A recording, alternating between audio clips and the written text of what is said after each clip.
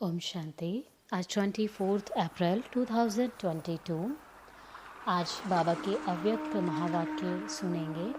Revise date है 31 मार्च 1990। सार में बाबा ने रहमदिल और बेहद की वैराग्य वृत्ति के लिए क्या करना चाहिए और कैसे हो सकती है उसके विस्तार में बताया। आज लवफुल और मर्सीफुल बाबा अपने समान बच्चों को देख रहे हैं। आज बाबा विश्व के सर्व अनजान बच्चों को भी देख रहे थे। भले वह अनजान है लेकिन फिर भी बच्चे हैं। बाबा किस संबंध से सर्व बच्चों को देखते हुए क्या अनुभव किया कि मेजॉरिटी आत्माओं को समय प्रति समय किसी न किसी कारण से, जाने और अनजाने, वर्तमान समय में मर्सी अर्थात रहम की आवश्यकता है और आवश्यकता के कारण मर्सीफुल बाबा को याद करते भी हैं। तो चारों ओर की आवश्यकता के प्रमाण इस समय रहम दृष्टि की पुकार है, क्योंकि एक तो भिन्न भिन्न समस्याओं के कारण अपने मन और बुद्धि का संतुलन न होने के कारण मर्सीफुल बाबा को व अपनी अपनी मान्यता वालों को मर्सी के लिए बहुत दुख से, परेशानी से पुकारते हैं। चाहे अनजान आत्माएं, चाहे बाबा को न जानने के कारण अपने धर्म पिताओं और गुरुओं को, इष्ट देवों को भी मर्सीफुल समझकर पुकारते हैं। लेकिन आप सब तो जानते ही हो कि इस समय सिवाय एक बाप परमात्मा के और किसी भी आत्मा द्वारा मर्सी नहीं मिल सकती है। तो बाबा ने आगे बताया कि भगवान से भी नहीं डरते हैं कुछ धर्म वाले या अच्छे कर्म वाले पुण्य आत्माएं, लेकिन पाप से डरते हैं। इसीलिए कई पाप कर्म से भी बचे हुए हैं। इस कारण तो ज्ञान मार्ग में भी जो यथार्थ रूप से रहमदिल हैं, उसमें 3 बातों से किनारा करने की शक्ति होती है। जिसमें रहम नहीं होता वह समझते हुए, जानते हुए 3 बातों के परवश बन जाते हैं। वह 3 बातें हैं अलबेलापन, ईर्ष्या और घृणा। कोई भी कमजोरी और कमी का कारण 90% ये तीनों ही बातें होती हैं। और जो रहमदिल होगा वह बाबा के साथ धर्मराज की सजा से किनारा करने की शुभ इच्छा रखते हैं। जैसे भगत लोग डर के मारे अलबेले नहीं होते, ऐसे ब्राह्मण आत्माएं बाबा के प्यार के कारण धर्मराजपुरी से क्रॉस ना करना पड़े, इस मीठे डर से अलबेले नहीं होते। बाबा का प्यार उन्हें उससे किनारा करा देता है। अपने दिल का रहम, अलबेलापन समाप्त कर देता है।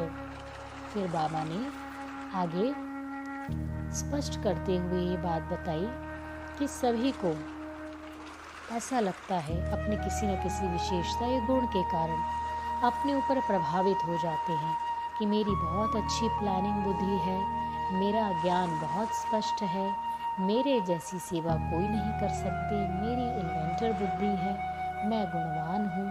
यह अपने ऊपर भी प्रभावित नहीं होना है। विशेषता है प्लानिंग बुद्धि है, लेकिन सेवा के निमित्त किसने बनाया? मालूम था क्या सेवा होती क्या है? इसीलिए स्व उन्नति के लिए यथार्थ ज्ञान युक्त रहम दिल बनना बहुत आवश्यक है। फिर ये ईर्ष्या घृणा समाप्त हो जाती।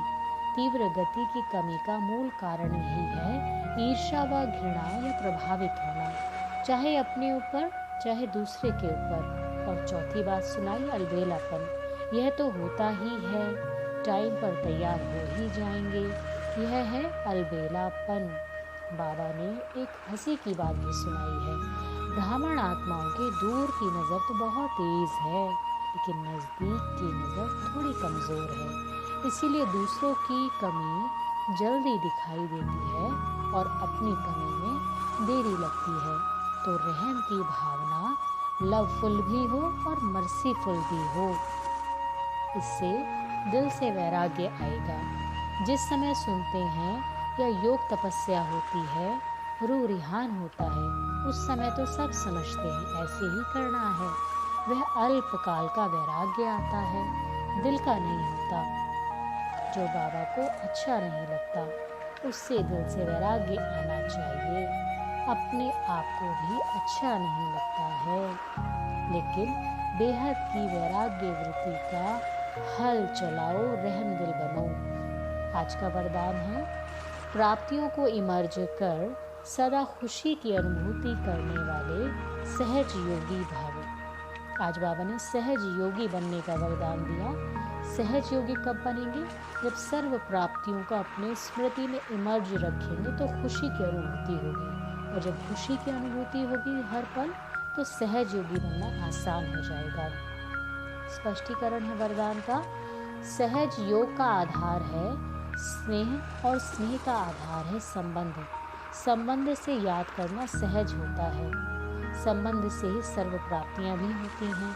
जहाँ से प्राप्ति होती है मन बुद्धि वहाँ सहज चली जाती है। इसीलिए बाबा ने जो शक्तियों का, ज्ञान का और गुण का, सुख शांति आनंद प्रेम का खजाना दिया है, जो भी भिन्न भिन्न प्राप्तियां हुई हैं, उन प्राप्तियों को बुद्धि में इमर्ज करो तो खुशी की अनुभूति होगी और सहज योगी बन जाएंगे। स्लोगन है, जो सर्व प्रश्नों से पार रहता है वही प्रसन्न चित्त है। जो सर्व प्रश्नों से पार रहता है वही प्रसन्न चित्त है। अच्छा, ओम शांति।